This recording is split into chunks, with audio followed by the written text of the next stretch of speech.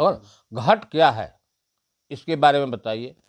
यह शरीर जो है 5 तत्वों से बना है, इसको हम घट कहते हैं। इसमें चेतन की चेतना से यह चैतन होती है। इसमें सोचने, समझने, क्रिया करने की जो शक्ति है वह चेतन की है। जड़ के पास स्वयं की चेतना नहीं है। जड़ का परिवार जो है मन, चित्त, बुद्धि, अहंकार, और जो लोग हैं उनकी उत्पत्ति जैसे तीनों गुण है, ज्ञान है, संकल्प है, नाना प्रकार की तरंगे हैं, इच्छा है, वासना है, कल्पना, इनकी उत्पत्ति का स्थान अंतःकरण से, अंतः मन होता है भीतर, यह मन से ही इनकी उत्पत्ति होती है। चेतन में इनका लेश मात्र भी नहीं। सारे शरीर को जो चलाने वाला है वही मन है और यही बुद्धि है। इसके इशारे पर सारा शरीर चलता है। साहब घट रामायण बताइए क्या है। घट रामायण सुनिए, अच्छा सुनना चाहते हैं तो। यह शरीर है अयोध्या, इसी को अयोध्या कहा गया है। और अयोध्या में जो दशरथ हैं वह कौन है? तो 10 इंद्रियों में रमण करने वाला मन है, उसी को दशरथ कहा गया है। उस मन रूपी जो राजा दशरथ है, उनकी 3 रानियां हैं। मन का संबंध हमेशा बुद्धि से है। बुद्धि के पास कभी ज्ञान युक्त संपन्न हो जाता है, वह कौशल्या है। कभी अच्छे सोच विचार संतोष उत्पन्न हो जाता है, वह सुमित्रा है। और कभी काम क्रोध कुबुद्धि उत्पन्न हो जाती है, वह कैकेयी। अब राजा के 4 पुत्र कौन हैं? आत्मज्ञान रूपी राम है। दूसर का जो है लक्ष्य रूपी लक्ष्मण है। तीसर के हैं भाव रूपी भरत।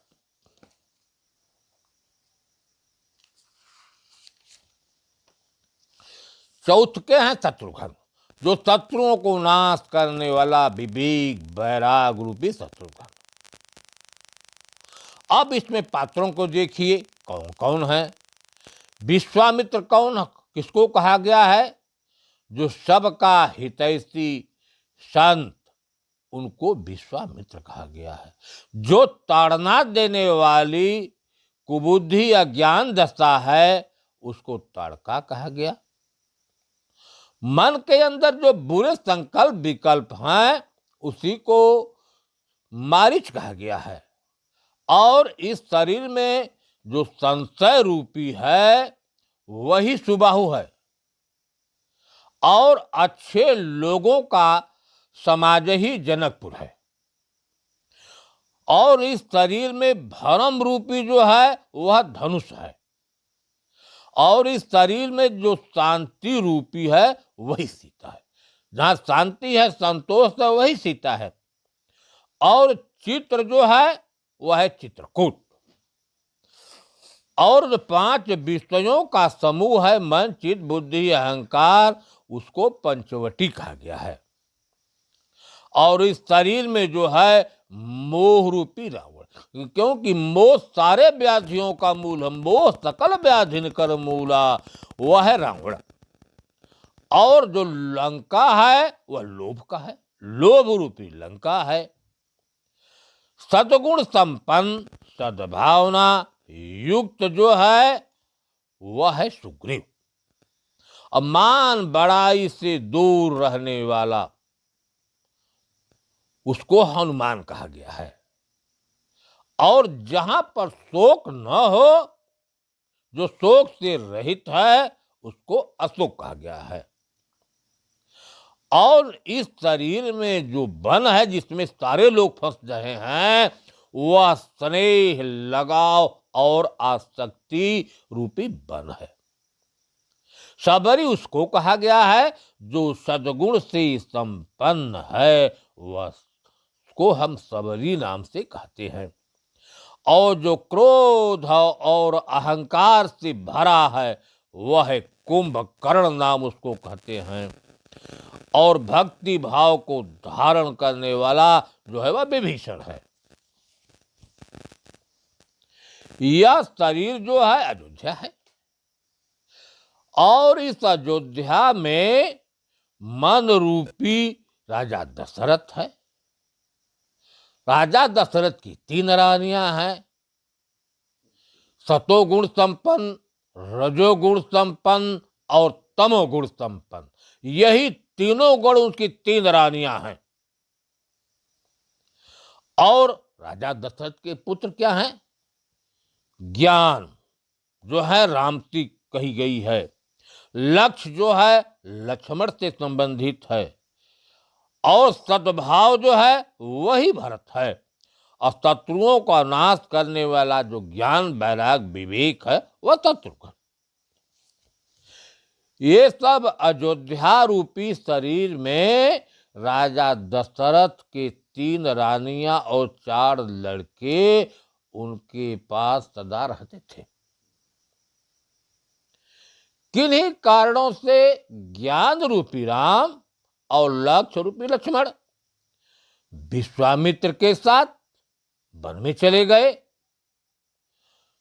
वन में जाने के बाद रास्ते में ही आप विचार कर दिए, विश्वामित्र जो है संत है, संत के साथ होने के कारण राम लक्ष्मण का अज्ञान नाश हो गया। ताड़का जो ताड़ने वाली अविद्या थी वह मिट गई। मन के अंदर जो बुरे विचार थे वह खत्म हो गए, संशय खत्म हो गया सुबाहु। अब यह सब नाश हो गए तो विश्वामित्र के साथ राम कहाँ जाते हैं? जनक, जहां अच्छे लोगों का समाज है। वहां पहुंचकर ज्ञान रूपी राम जनकपुर में क्या था? भरम रूपी धनुष थी। जब जनकपुर में पहुंचे जहां अच्छे लोग थे वहीं भरम मिट गया, भरम रूपी धनुष टूट गया। अर्थात जब संतों का समाज में उनके भरम का नाश हो गया तब उनको शांति रूपी सीता मिली, अर्थात शांति प्राप्त हुई। भरम मिटा, अज्ञान मिटा कि शांति अपने आप आ गई।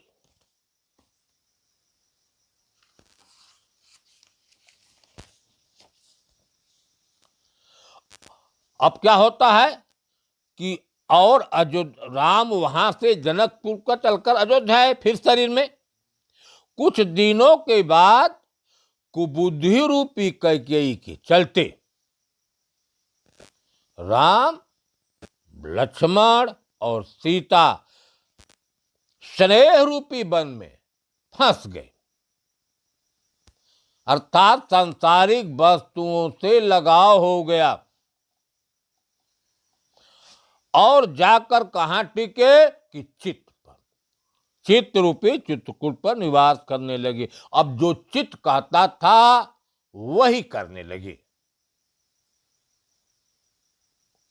वहां पर बहुत दिन तक टिके रहे, चित्त के इशारे पर चलते रहे। वहां से चलकर राम, लक्ष्मण और सीता पंचवटी पर पहुंचे। पंचवटी क्या है कि 5 विषयों का समूह, शब्द, स्पर्श, रूप, रस, गंध। अब यही जो है फंस गए विषयों में।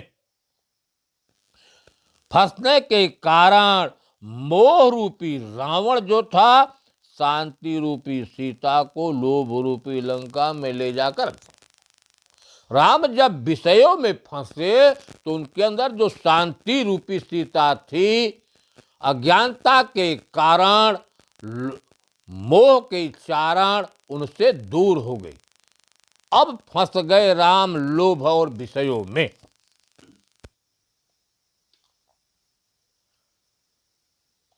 अब क्या होता है कि वही राम सांसारिक वस्तुओं में गदर बदर खोज कर शांति रूपी सीता को प्राप्त करना चाहते हैं। भीतर से शांति संतोष एकदम समाप्त हो गया। सांसारिक वस्तुओं में वह शांति खोजने लगे। तब राम शांति रूपी सीता को खोजते खोजते कहाँ पहुंचे कि संसार रूपी वन में, स्नेह रूपी वन में भटकते भटकते वे सबरी के आश्रम पर पहुंचे। संत के आश्रम पर पहुंचे, सद्विचार मिला, तब सद्गुण संत मिले। तब संतों रूपी सबरी ने हनुमान का पता बताया, अर्थात ऐ राम, तुम मान बड़ाई त्याग से दूर हो जाओ। यही हनुमान। हनुमान ने समता संतोष रूपी सुग्रीव से राम का भेंट किया। जब राम को हनुमान मिले अर्थात मान बड़ाई से दूर हो गए, इसके बाद सुग्रीव मिले अर्थात समता संतोष सद्विचार उनके पास आ गया। तब राम को बल मिला, ताकत मिला। यही हनुमान और सुग्रीव के द्वारा सीता का पता लगा कि शांति रूपी सीता लोभ रूपी लंका में है और वहां अकेला बिलख रही है। तब हनुमान और सुग्रीव के लंका, तब हनुमान को सुग्रीव ने लंका में भेजे और वहां भक्ति भाव रूपी विभीषण के द्वारा सीता का पता लगा कि शांति रूपी सीता अशोक वन में बैठी है। अर्थात जहां शोक नहीं है वहां शांति है, क्योंकि अशोक है तो एक परमात्मा तत्व,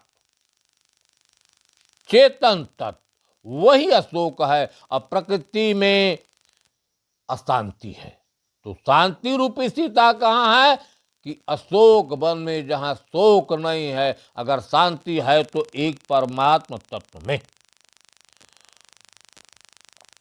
शांति तब मिलेगी जब मोह, अज्ञान रूपी रावण और क्रोध रूपी कुंभकर्ण को जब राम ज्ञान के जरिए मारे, तब शांति रूपी सीता उनको प्राप्त की। जब शांति मिली, सीता मिली, तब अयोध्या में सुख से रहने लगे। जब तक मोह का नाश नहीं होता तब तक शांति संतोष नहीं मिलता। मोह सकल व्याधिन कर मूला, तहते पुण्य उपजय बहुसूला। मोह से ही हम जन्म मरण के प्रवाह में बहते हैं। मोह का नाश होना ही जन्म मरण से छूटना है। यही मोह रूपी रावण है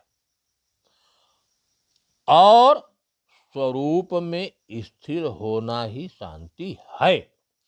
यही घट रामायण है और यथार्थ सत्य यही है।